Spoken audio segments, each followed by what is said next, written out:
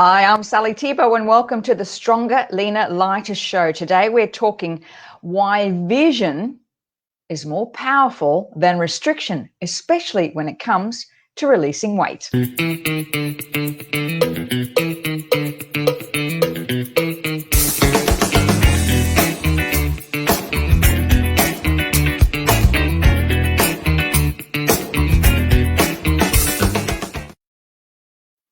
Well, happy March, everybody. Goodness gracious me. Didn't the 8 weeks go fast? Now, isn't this interesting? Because there's a real shift, isn't there, when it comes to March? Of course, it means it's fall. I went to say fall. Autumn here in Australia. And I know we're going to go into the autumn and spring equinox on the 21st of March this year. And of course, that's always a time of great celebration in the Northern Hemisphere with spring finally on its way. But I love March. I find it's a month that can really help you solidify what you want to do. It's the last month of the first quarter. It's like summer is, now over, and it's really about reimagining, re-intending all those intentions that you set back in the first part of this year, of December, that feels like a lifetime ago. Today, what I'm going to be sharing with you is why vision is more powerful when it comes to restriction. And for many of you who know me, know that I am very anti-restriction, especially when it comes to anything to do with weight. I believe that restriction sets you up for a binge later on. Einstein's theory of relativity: for every action, there's an equal and opposite reaction. And I believe that's the same with you when it comes to your weight. If you want to release the weight that no longer serves you and you're using dieting, you're just waiting for that to blow out eventually. And as research has shown, that people who go on diets to lose weight, about 99% of them will put weight back on within the year, and usually more. So I'm going to be sharing all that, a little bit of that today with you, why your vision about what you want is so incredibly powerful and can make a huge difference. But I do want to just remind you, the masterclass, if you want to know more about the Stronger, Leaner, Lighter program, the masterclass shares all the information that I'm going to be speaking about today on this show today in the next 20 minutes. So as you pop on, just let me say hi and let me know where you are. All right, so the first 2 months of 2021 for me have been quite transformational. And many of you know we went on a Feb Fast in the month of February, where we decided to go alcohol-free for 30 days. Now, I've tried this before. Yes, I'm going to do October or dry July. Most times I don't get past the first week. And I've always had in my mind, look, I eat really well, I exercise every day, I meditate, I tap. A glass of wine at night isn't going to hurt me. And it doesn't normally. We don't drink a lot. We'd have maybe a gin and soda before dinner and maybe a glass of wine with soda water and ice afterwards. That was about the extent of it. But for some reason, this time, I thought, you know what, I'm going to give this a go. We had kind of been allowing alcohol to be a bit more, too much a part of our lives since really the March last year with the COVID lockdown. We've just found, instead of just only drinking a glass of wine or two every second or third night, we're actually doing it every night. And that's not really good for you. So some switch went on in my head in January, and I said to my husband, Jerry, while we're kind of doing this gut health protocol, why don't we give up alcohol for the month of February? Seemed a lot of other people were doing the same. And I couldn't get over how this time it was so much easier. We actually, the last time we had wine was on our anniversary, which was 23rd of January. So we sort of decided to go without it for a week prior to actually officially starting. So as of today, it's almost 5.5 weeks, 6 weeks. And what I couldn't get over was how easy it was this time for some reason. And I do know why. I've got to say that. I do know why. I figured it out. why this was so easy this time. And it all comes back to December. And that the preparation for this actually began in December. And it literally was the key element for achieving success this time was my word for the year. That's the only thing that I feel was different. The only thing that I feel was different this year in actually doing this Feb Fast and choosing not to have alcohol for a month was my word. And I always talk about how powerful that is, how powerful it is to choose a word for the year. I'm very, very particular about the word that I use. I'm very particular about the process of going through it.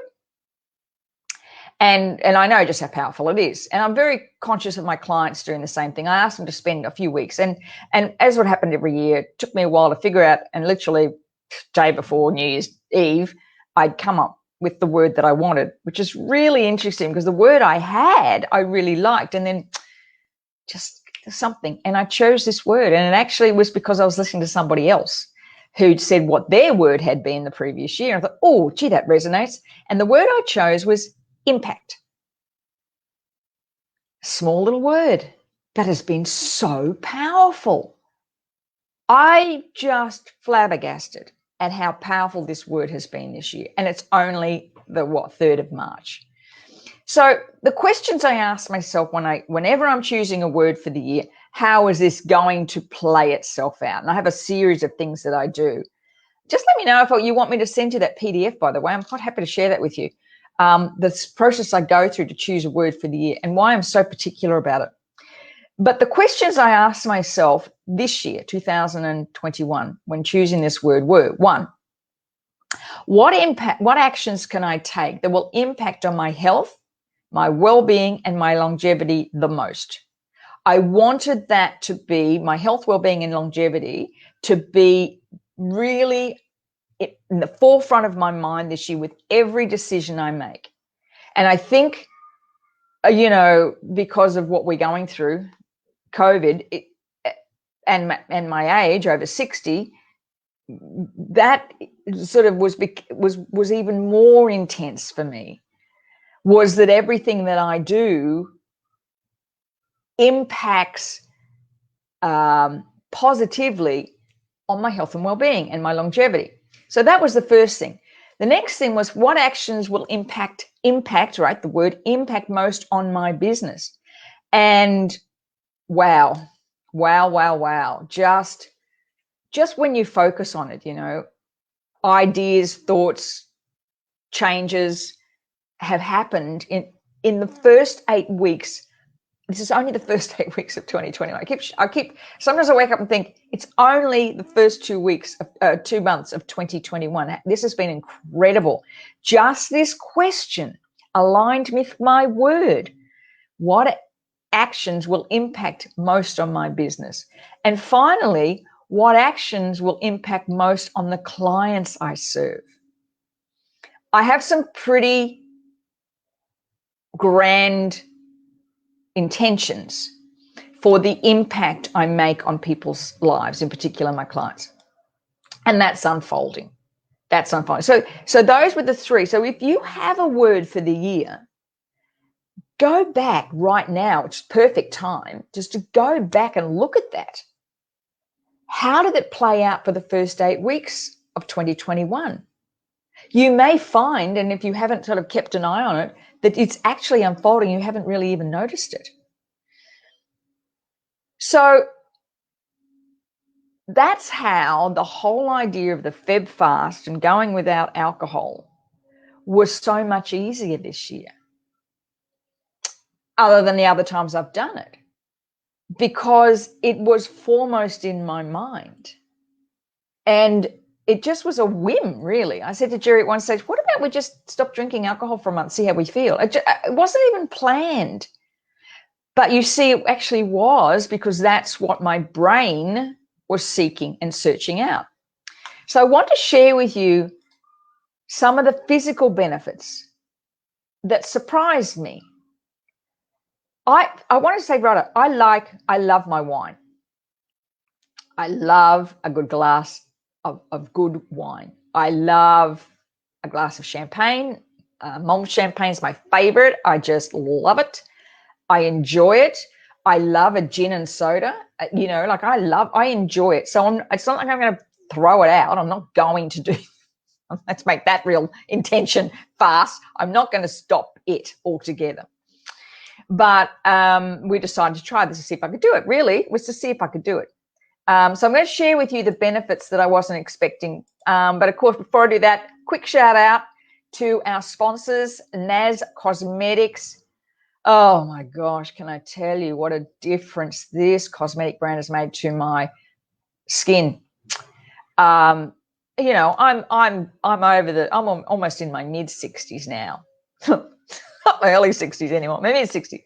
So everything that I put on my face, everything I put on my body, everything I put in it, I'm mindful, as I said, of the health implications, my health well-being and my longevity. So when I came across NAS Cosmetics, which is a totally non-toxic, no chemicals, and Australian-made cosmetic brand, it just ticked all the boxes. And the fact that it's just a beautiful product, great coverage, easy to apply, and the founder Jennifer Hines just knows what she's talking about. So check them out. NAS Cosmetics, www.nascosmetics.com.au. Check them out. You'll honestly, I've got to tell you, it will make a huge difference to your life. Cosmetics we just pile that stuff on our skin sometimes. I don't even think about it. All right, the benefits I was not expecting. Let's get into that and why. After 1 month, everything just fits better. And I notice I'm eating less and I'm not hungry. And I'm like, well, what is that? I eat well all the time, most of the time, except for the cookies my husband bought last night. Oh my God, there must have been a ton of sugar in them. Anyway, that's for another show. I eat well most of the time. We are mostly gluten-free. We're organic. We eat a pescatarian meal. Don't eat a lot of, we never have takeaway, ever have takeaway. That's much as my husband's thing. He'd rather cook. But everything fits better and I'm eating less. I'm not hungry. So what is that? I thought, okay, let's do some research on that. How does that happen? I mean, not that many calories in half a glass of wine, because I always had the wine and the soda water and ice. That many calories couldn't be making that much difference. But here's why. There's a thing called fat sparing. Okay, so normally our liver metabolizes fats. But when alcohol is present, your liver prefers to break that down first. So you might be eating regular, just a normal meal, normal way of eating. But if you're having a glass of wine, or two, as we were sometimes, the liver processes that first before it begins to break down fat. So if you're exercising and watching you eating, but you're drinking alcohol, that's burning first. The alcohol's burning first. But another really interesting study that I thought was really interesting in this, and that is, this was a study conducted in 2015, published in the Journal of Obesity, and it was found that when women had the equivalent of about 2 drinks, they ate 30% more food and were more sensitive to food smell, which often increased food cravings. So, a glass of wine with dinner or 2 glasses of wine with dinner, you are going to feel like you need 30% more food, even though it's not kind of registering. And if you've got food cravings, people say, oh, I really feel like dessert, or, oh, I really feel like those chips. That's adding to it. I thought that was really, really interesting. So especially when it comes to weight release, if you wanted to release that weight, when we focus on the Stronger, Leaner, Lighter program on visceral fat, this is really important, a really important aspect in that. And I am not, I want to say this up front, I'm not proposing to give up alcohol. I'm not. But I'm proposing being mindful of it. That's all. if you have 2 glasses of wine at night, or as we were doing a gin and soda and a glass of wine, it really was only half a glass of wine, but anyway, whatever, recognize that you may be 30% more hungry. That's it. Just recognize it. Number 2, it created a deep, more restorative sleep. I don't think I have slept as well in the last 5 weeks than I have in ages. I mean, ages. You know, I go to bed at night, I'm tired, I've got to sleep just like that. But I often woke up not feeling like I had a restorative sleep, like a deep sleep. Like I kind of wake during the night, but I go back to sleep again, but I kind of wake during the night. The other thing we noticed, which is just a sidebar to this, Jerry and I were both waking up in the morning with backache, and we thought we needed a new mattress. We haven't had any backache since we've been focusing on inflammatory foods and reducing. Isn't that interesting? We both were saying, I said, is your back still sore? He said, no, mine isn't either. Interesting, huh? But why does not having alcohol at night create more restorative sleep? And this is interesting. Alcohol increases the levels of both delta and alpha brainwaves, meaning you often have a more alert sleep. So you might fall asleep easily. You've had a couple of glasses of wine, as you know, but you may not have as a deeper sleep. You often have more alert sleep. You might be just like asleep, but not. Have you ever had those nights where you think, I'm sure I was like awake dreaming? You're kind of aware of things and lots of thoughts. That could be the reason, is that it creates the same. So you fall asleep, but you don't go into a deep sleep. And that was really interesting, because that's one of the things I've noticed more so than ever. And the other thing we did notice last night, as I said, we had cookies. We had a lovely dinner, and Jerry said, I just feel like some cookies. We got those big ones from Woolworths. Oh, God, they're good. Big, they're like a meal. But boy, sugar, I could feel that last night. I didn't sleep as well last night. That's why this thing becomes choice, And the other thing, the third thing, is my skin feels so much more youthful. Now, I am having regular skin treatments. I have been taking collagen, but I've been taking collagen for 1.5 years, and it's not been as effective as this last 5 weeks has been. And so I went to check that out. Okay, what's going on there? And it can lower your skin. So alcohol can lower your skin's antioxidant levels, increasing your risk of damage from UV light, inflammation, and premature aging. And at my age, I do not want premature aging. Remember, it's impacting on my longevity. So those are the things that really impacted me. Now, the last one is my productivity and my focus and empowerment. And what I figured out in that was that I overcame a habit that had become an excuse. Because having a glass of wine at night was a habit we'd gotten into. And I've always enjoyed that habit. It was like the end of the day. It was like the celebration. And we'd often pour a glass of wine, and I'd stand in the kitchen and Jerry'd stand in the kitchen, and we'd have a chat about life. And even when the kids were home, it was almost like my end of the day. But I realized in this process, this last 5 weeks, it just became a habit and not necessarily an empowering habit. And we'll probably go back to having a glass of wine at night. I don't know. At this point, we've decided March we're not going to. When we go out, we'll have a glass of wine, but we're not going to drink at home during the week. And that's just a choice. But I recognized it was as much as about overcoming a habit that was not necessarily empowering me. And because of that, I felt more empowered.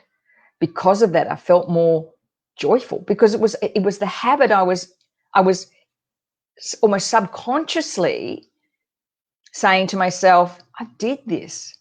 I've tried this before and I failed, and I did it.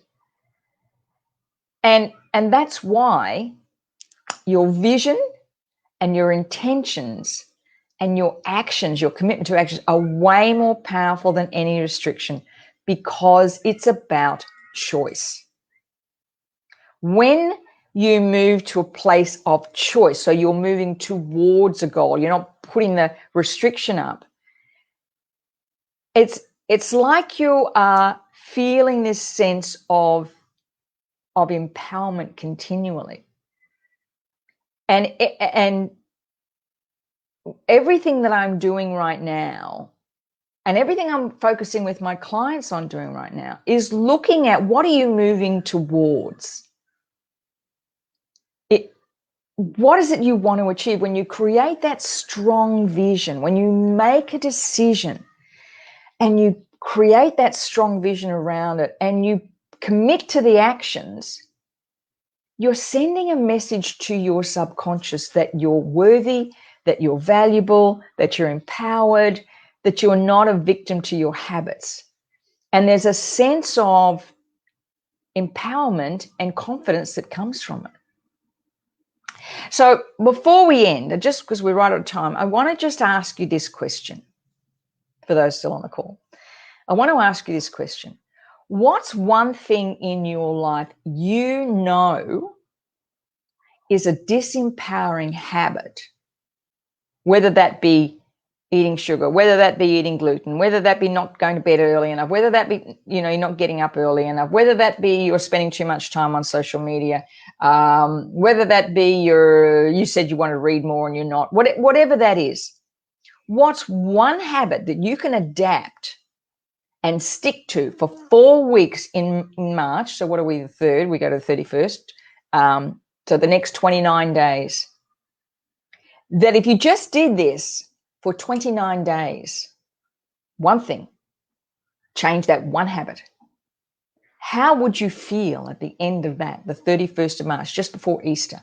How would you feel if you could just master that one thing? Remember, this is about choice. It's not about restriction. The switch that went on for me back on the 24th of January about choosing to do this was created back in December when I chose that word. I wanted to do things that impacted on my health, well-being, and get rid of things that were disempowering and also impacting negatively on my health and well-being. That was the choice I made back then. Everything else, every other choice I'm making a part of that, I go back to is how will this impact on my health, well-being, and my longevity? How will this impact on my business? How will this impact on my clients and me being showing up to be the best I can be with them? That word has been so, so powerful. So go back, look at your word that you set before in the beginning of the year. Bring it forward. Has it really evoked, been part of your life now? Have you achieved what you said you wanted to achieve? It's the 4 weeks till the end of the first quarter. Everything, remember, your vision is so much more powerful than restriction. It's a choice. Make the choice and see what impact it can possibly make on your life. Choose one habit only, that if you stuck to it or changed it or did it for the next 30 days, would make a significant difference in your life. Thanks, everybody, for being on the show. I look forward to next week's show. Let me know how you go. Is it something that's impacting on you? Is it working for you? What you're doing, is it working for you? And let me know if you can. I'd love to keep up to date with what you're doing. Have a great day, everybody. See you next week on the Stronger, Leaner, Lighter show at 12 o'clock.